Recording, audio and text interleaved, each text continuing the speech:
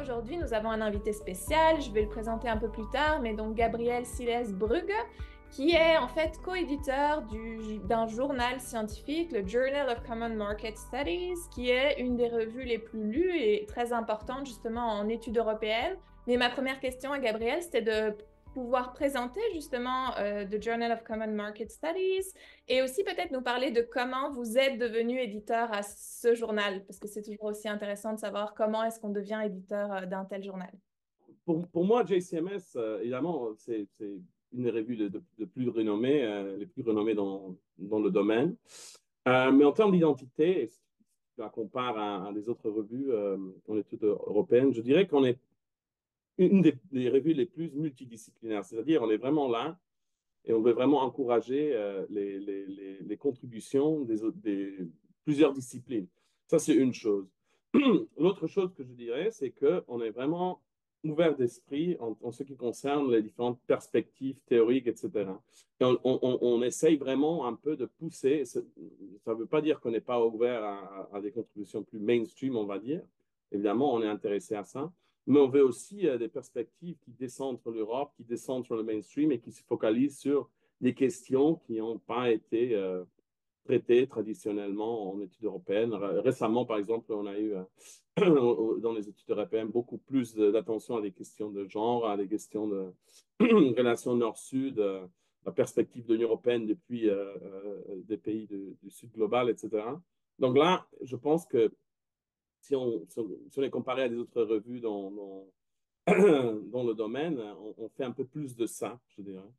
Et comme je le disais aussi dans les priorités stratégiques, on met beaucoup de ressources dans tout ce qui est promotion des articles pour les auteurs et autrices, et aussi tout ce qui est engagement avec les décideurs, praticiens, hein, c'est policy commentaries, etc. Donc, ça, j'ai nommé trois raisons là, mais je pense que pour nous, notre identité, c'est d'être évidemment ancré dans les études européennes et les études de l'intégration européenne, mais aussi beaucoup essayer d'ouvrir cet espace à des autres perspectives disciplinaires qui sont moins bien représentées et aussi à des autres perspectives théoriques, etc., qui peuvent aussi enrichir beaucoup les études européennes. Les études européennes, en général, c'est un espace multidisciplinaire, non? Même si parfois on a l'impression, surtout si on est politologue, que c'est dominé par notre discipline. Pour passer à la deuxième question que vous avez posée, Catherine, comment est-ce qu'on devient éditeur d'une revue?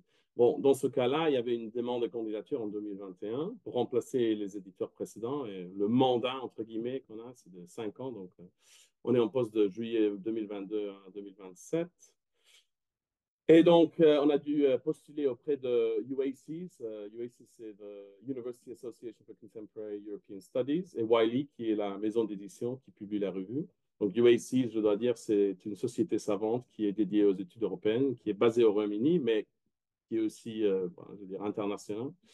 Elle est copropriétaire de la revue. Et je dois dire, pour ceux qui sont intéressés, hein, elle organise aussi une très belle conférence tous les ans, en septembre, et cette année, c'est à Trento, en Italie, par exemple. Et donc là, on a présenté une candidature avec quelques priorités stratégiques, nos CV, etc. Et voilà, on a eu un entretien d'embauche. On a été chanceux d'avoir cette opportunité. Il faut dire que je suis aussi très content avec l'équipe qu'on a, qui fut formée à la base d'exploiter des spécialismes complémentaires. Donc, je dois vraiment ici surtout remercier Paul James Cardwell, qui est auditeur avec moi, qui fut celui qui eut l'idée de mettre en place une candidature à la base. Et lui, il est juriste, il est focalisé sur des questions de relations extérieures de l'Union européenne, tandis que mon autre collègue, Roberta Guarina, est politologue, comme moi, mais focalisé sur des questions de genre, les relations extérieures, les politiques d'égalité, d'inclusion et de diversité, tandis que moi, je suis plutôt quelqu'un focalisé sur des questions de politique publique et d'économie politique. Donc, vous voyez, évidemment, on ne peut pas être des experts en tout, mais on trouve qu'on couvre, je pense, assez de bases et qu'il y a un peu de résilience dans l'équipe si quelqu'un tombe malade ou on prend des congés, etc. Donc, juste pour vous dire, si vous êtes intéressé à ça dans le futur, je serais ravi de plus en parler. Envoyez-moi un courriel et je serais ravi de plus en parler.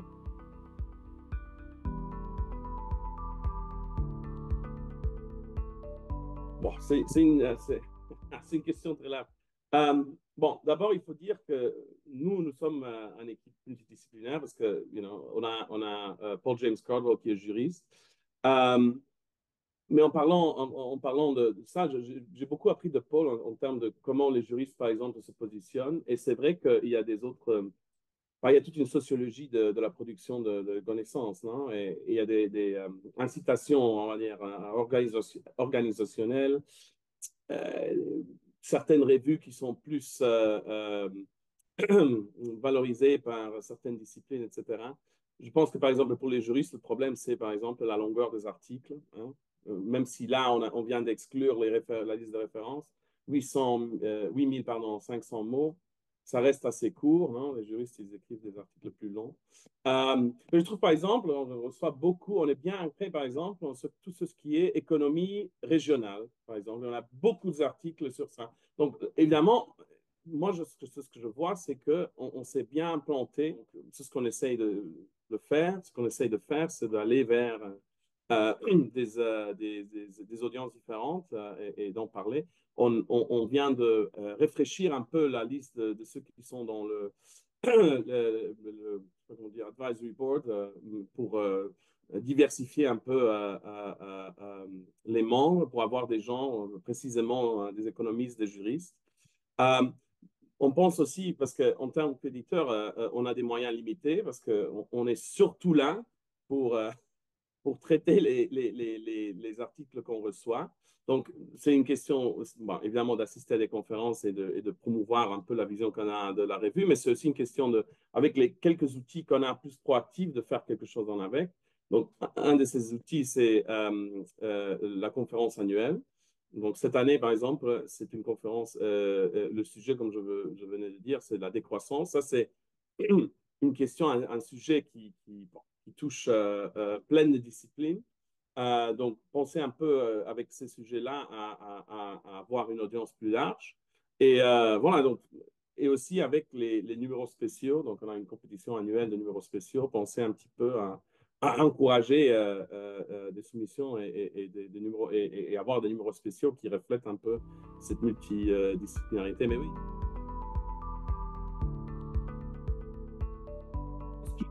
En termes de ligne générale, ce que je dirais, c'est que, voilà, prenons cet exemple de la migration. Si c'est un article qui traite juste sur les systèmes migratoires de l'Allemagne et la France et les compare, sans penser au niveau européen, par exemple, ça rentre moins bien dedans. Mais si c'est par exemple une étude qui qui fait une comparaison de ces systèmes et comme ils sont en interaction avec le système européen, peut-être en utilisant de la littérature sur l'européanisation, là, ça rentre un peu plus facilement dedans.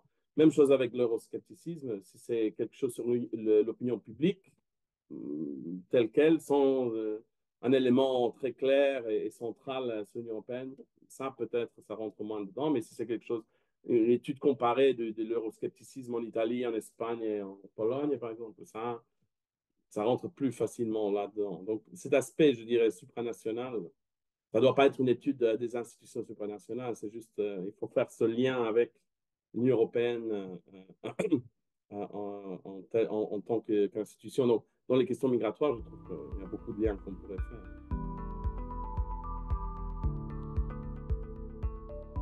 On reçoit de plus en plus d'articles dans ce sens-là.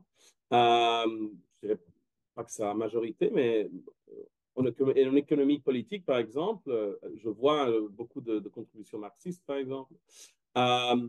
J'aimerais bien, par exemple, avoir un peu plus sur l'écologie politique. Donc, oui, c'est un travail un peu à long terme, lent, avec beaucoup de répétitions, mais je pense que ça commence à changer. Et je trouve que ça améliore beaucoup la qualité de la recherche qu'on fait en études européennes. On a des débats beaucoup plus intéressants qui ne sont pas juste. Je ne dis pas que des débats centrés sur des questions théoriques soient pas importants, mais je pense que, étant donné la situation dans laquelle on est au monde, il y a des grandes questions écologiques, d'égalité, etc.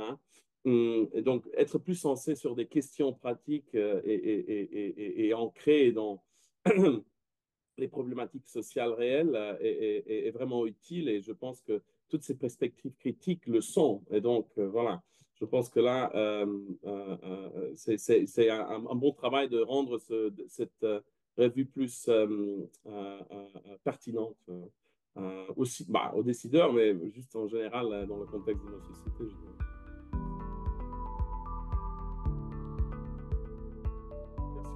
Moi, en tout cas, j'essaye toujours de.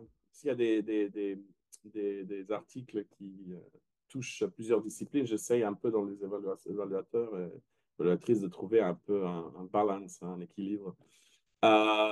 Mais comme je disais avant, c'est souvent difficile à avoir deux, voire trois revues. Donc, il faut un minimum de deux. Donc, voilà, c'est difficile aussi à cause de ça. Mais voilà, les codes différentes. Parlant sociologiquement, l'habitus, non? Il est différent dans différentes disciplines. Et voilà, c'est tacite, ce point.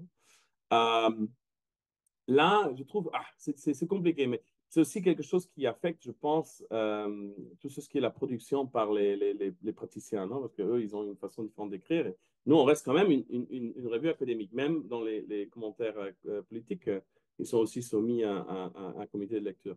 Donc là, un moyen je pense, de naviguer ça, de naviguer l'interdisciplinarité et les différents codes, c'est la coproduction. Donc, il faut. Je ne dis pas que des articles solo-authored ne peuvent pas être interdisciplinaires, mais il faut bien s'y connaître, évidemment. Mais encourager la coproduction entre des auteurs qui peuvent apporter des perspectives des différentes disciplines, mais qui connaissent, entre eux au moins, les différents codes peut être une façon très utile de faire ça. Je trouve aussi que, par exemple, les numéros spéciaux, nous, on a un numéro spécial par année, peut être un endroit où ce genre de coproduction est facilité parce qu'on a aussi des éditeurs spéciaux, guest editors, qui font un travail vraiment détaillé pour travailler ces articles. Mais c'est vrai qu'il n'y a pas vraiment des solutions faciles et juste pour dire que voilà, on essaye de rester ouvert en ce qui est les approches, ce qui sont les approches méthodologiques, en cherchant des évaluateurs différents. On pousse à la coproduction, surtout pour les praticiens. Et il faut dire qu'on a souvent des gens de la Commission européenne, par exemple, qui publient des articles chez nous. Donc, voilà, c'est juste quelque chose, voilà, il faut juste être conscient de ces limitations et se débrouiller un petit peu, non? Euh, en le travaillant. Mais voilà, ça reste l'objectif. Je reconnais qu'il y a des limitations et voilà, j'ai pas une silver bullet pour résoudre ces problèmes, mais c'est ça un peu comme on voit les choses maintenant, comme ça.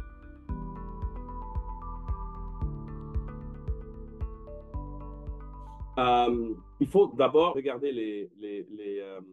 les objectifs et porter aux aims and scope de la revue qui est sur le site web. Donc, d'abord, il faut penser, est-ce que l'article que je vais soumettre ou que je voudrais soumettre, est-ce qu'il rentre dedans?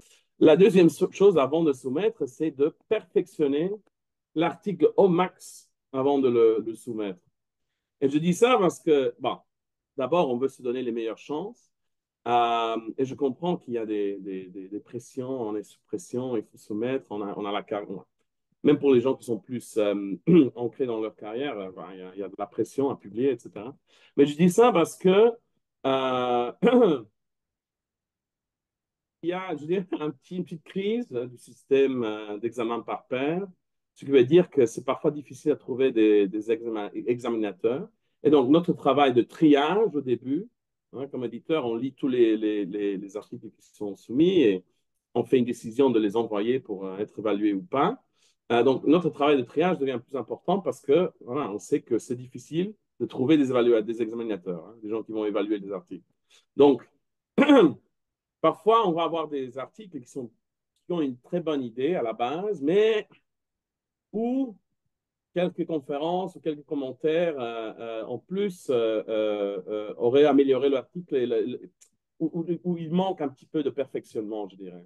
Donc là, parfois, on donne l'occasion de soumettre à nouveau, mais moi, je dirais, ne vous mettez pas dans cette situation. et faites le travail avant de perfectionner. Ça ne doit pas être parfait, mais ça doit être polished enough, hein, je dirais. Ça dépend des revues, mais en général, je dirais qu'il ne faut pas une carte de présentation, une lettre de présentation, pardon, pour la première soumission. C'est plutôt important quand on demandait de faire des révisions. Et là, dans cette lettre, on explique alors les révisions qu'on a fait et comment on les a fait ou pas fait. Ce qui m'amène vers un de mes dernières astuces.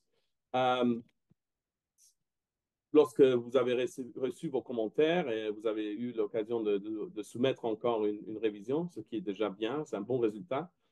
Et là, c'est important une chose à jamais faire, c'est de juste ignorer un commentaire. Voilà, donc, il y a un évaluateur t'a donné un commentaire et tu l'ignores et tu fais rien et tu discutes même pas dans la lettre de présentation. Je ne dis pas qu'il faut agir sur tous les commentaires ou changer le texte dans tous les cas sur tous les commentaires. Mais même si je décide de ne pas agir sur un commentaire, il faut bien justifier dans la lettre de présentation qu'on envoie avec les corrections ou l'article révisé, pourquoi on ne l'a pas fait. Parce qu'à la base, les décisions sont prises par les éditeurs. Évidemment, on travaille avec les commentaires qu'on reçoit, mais ça se fait que parfois, on peut être convaincu des arguments des auteurs. Donc, voilà.